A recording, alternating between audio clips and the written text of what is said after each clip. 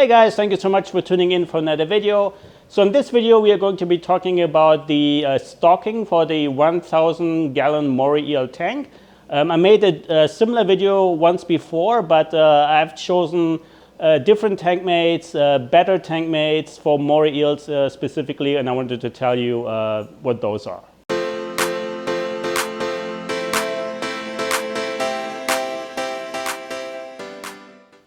Alright guys, so here is the aquarium and everything is looking pretty good. So the initial problem that I had with the cyanobacteria is now pretty much gone. No more, new tank syndrome. I do have a little bit of a bacteria bloom still going on. That's why the water is still not clear enough that you can easily see all the way to the back. But yeah, so far everything is going really well. And like I said in the intro, I wanted to talk a little bit about the tank mates. Because I did make a video before about tank mates, and those were the lionfish, but things have changed a lot since I had that aquarium. And yeah, let's get into it. So basically, the lionfish are no longer living with me, so I sold them, and the reason for that was I had a big problem with algae and just having no cleanup crew in the tank, because the lionfish would simply eat any invertebrate that I would put in there. So I really wanted to have cleaner shrimp with the Moray eels. So basically I decided to get rid of them. And one thing that actually happened before I got rid of them was that the Moray eels started to show some aggression towards each other, especially the tessellata towards the giant moray. And I was really concerned. I thought I would have to get rid of one of them, and I added additional PVC piping, but that didn't really help. But as soon as the lionfish were gone, the aggression completely stopped. So in my opinion, what happened was that the tank was not big enough, first of all, to begin with. 6 foot long, 2 feet front to back, 3 feet tall. And the giant moray is actually a very active swimmer. And whenever he would swim around, or the tessellata would swim around, they would have to avoid the lionfish because they know they can get stung by them. So too small of an aquarium, predatory tank mates, dangerous tank mates that they have to navigate around, when I want to swim in that little space that I had available. I think that just caused too much stress, and eventually the tessellata decided to take it out on the giant moray for most of the time where I saw aggressions. And yeah, so as soon as the lionfish were gone, all that was gone as well. So now for the tank mates that I have now. So I first started with these little blue damsels. Maybe hard to see because they're always hiding in the rock. But basically, I never had any other fish than the lionfish with the Moray eels. So what I tried to find out is, can I even have any fish with the Moray eels, or would anything just be eaten right away? So the damsels were, relatively cheap, $7 each. So I bought 10 of them, and nothing happened. So with tank mates, with Moray eels, they say you should either go with predatory big fish that are too big to eat, or go with really small fish that are, so small that the eels won't bother chasing after. So the eels are very, majestic swimmers, and the damsels go like back and forth. So an eel would never, exert himself, put up so much energy to catch a small little fish. So that's why I went with the smaller fish route instead of the sharks and rays. So yeah, after I put in the damsels, everything was fine. So I thought, okay, saltwater fish are very expensive, in my opinion, and almost no fish that you buy actually breeds, in captivity. So you constantly have to keep buying and buying. So I thought, what is a good way to get some additional coloration into the tank for relatively cheap? And here you can see that I have some yellow mollies, some black mollies. So basically I took a bunch of mollies out of my discus tank, and I slowly acclimated them to saltwater. And since mollies are just like guppies, they breed like crazy, I constantly have babies in the tank, which can act as a live food source for some fish, but also some will survive and grow into adults, and that way I can get some coloration into the tank without having to constantly buy new fish. So that's for the mollies. And then another fish that I put in here, he's hard to, oh, he's actually here, is an Aptasia eating filefish. So I put him in here because I had a big problem with Aptasia in the 270-gallon tank, and I have no Aptasia in here.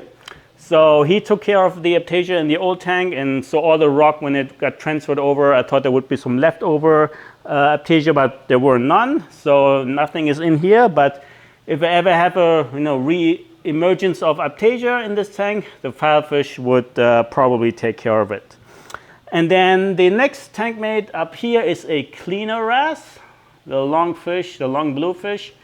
And that one is absolutely in love with the giant moray. So whenever he starts at the right and takes a swim all the way to the left, the cleaner wrasse almost always hitches a ride, so to speak, and swims alongside him.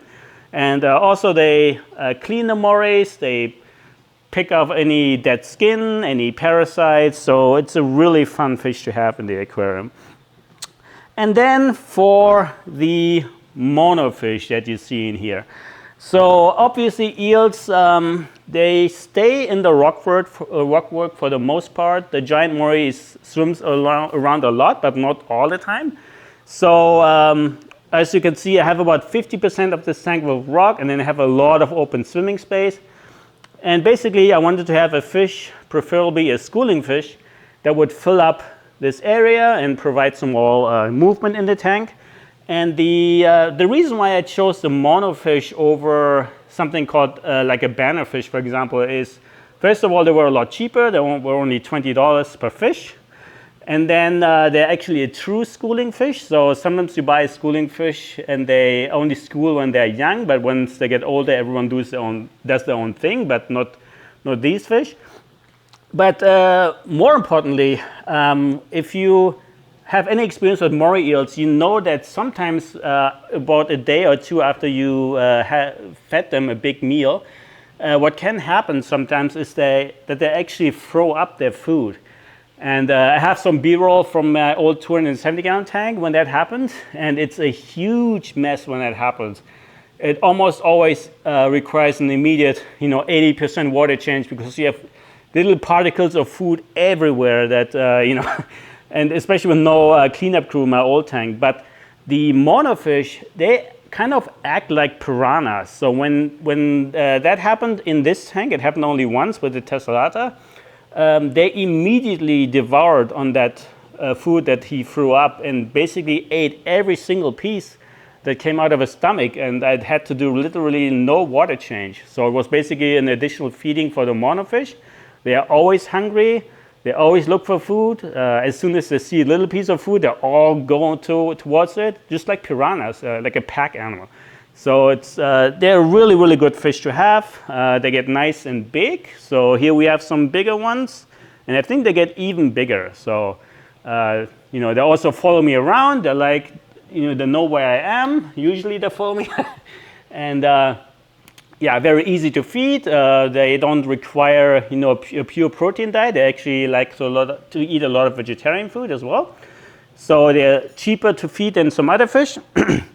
But yeah, so that's for the fish. And now let's go to the invertebrates. So, and probably the best invertebrate to get for morays are some sort of cleaner shrimp. Here I have some a scarlet skunk cleaner shrimp, and they also do absolute wonders when it comes to aggression between eels. As soon as I put these cleaner shrimp in here, the eels like to hang out together, because the shrimp, they set up a cleaning station, and so the eels would only go to the cleaning station if they want to be clean, but they would love the cleaning so much that they would basically stay in this area the whole time. They would be getting pedicures all day long and barely would even swim around. So absolutely amazing invertebrate to have in this tank. And behind him, you probably can see some green arms. That is a bristle star, and I have another one here. So these get really large, but this is a large aquarium, obviously, and they are absolutely great, a great addition for a cleanup crew.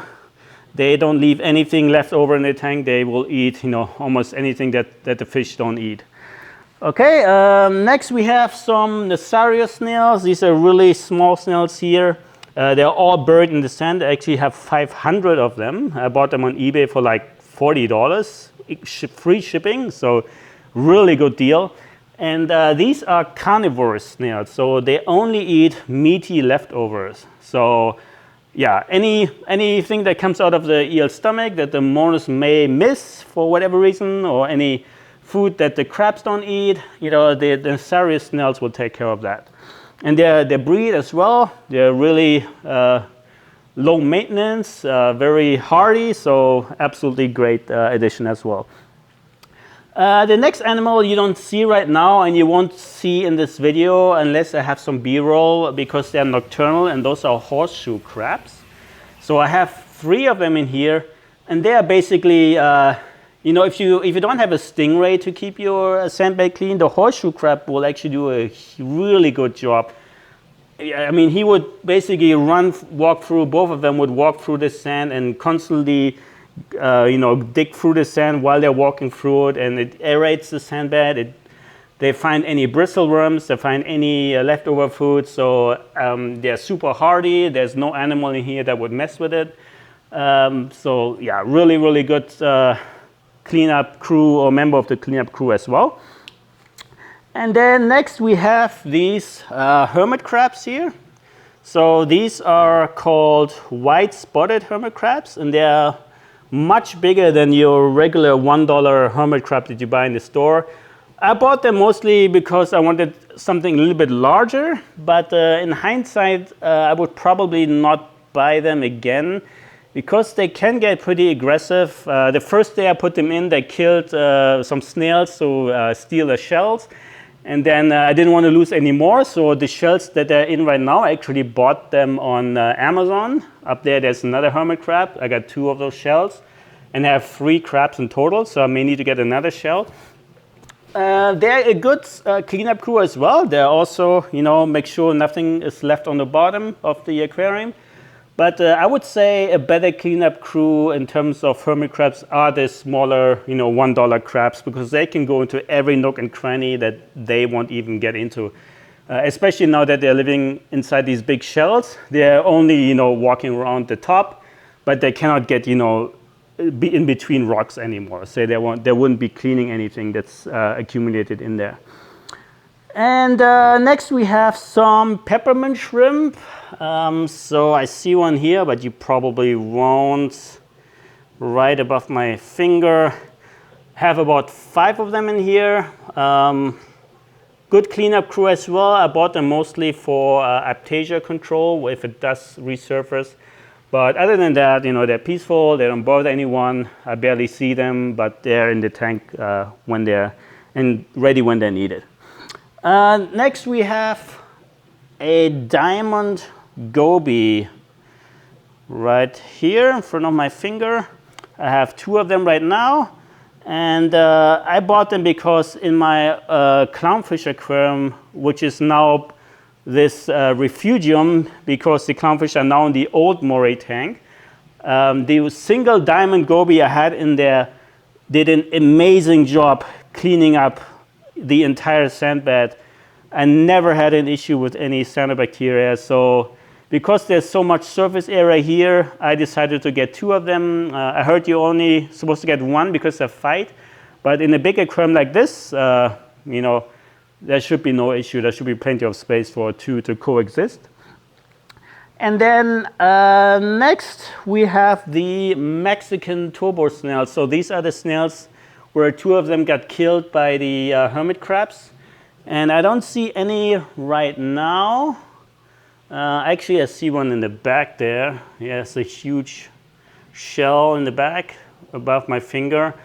And they are great for algae control, but in this aquarium, as we watch the green moray swim, the giant moray, I actually would not buy them again. And the only reason why is because they go inside the pipework as well. And I noticed that the giant moray here really likes to be on this left area here. And a couple of weeks ago, I noticed that he would not go into his preferred spot anymore. So I was wondering why that is. And when I did a water change and I dropped the water and I looked inside the pipe, I noticed that there was a Mexican turbo snail inside the pipe.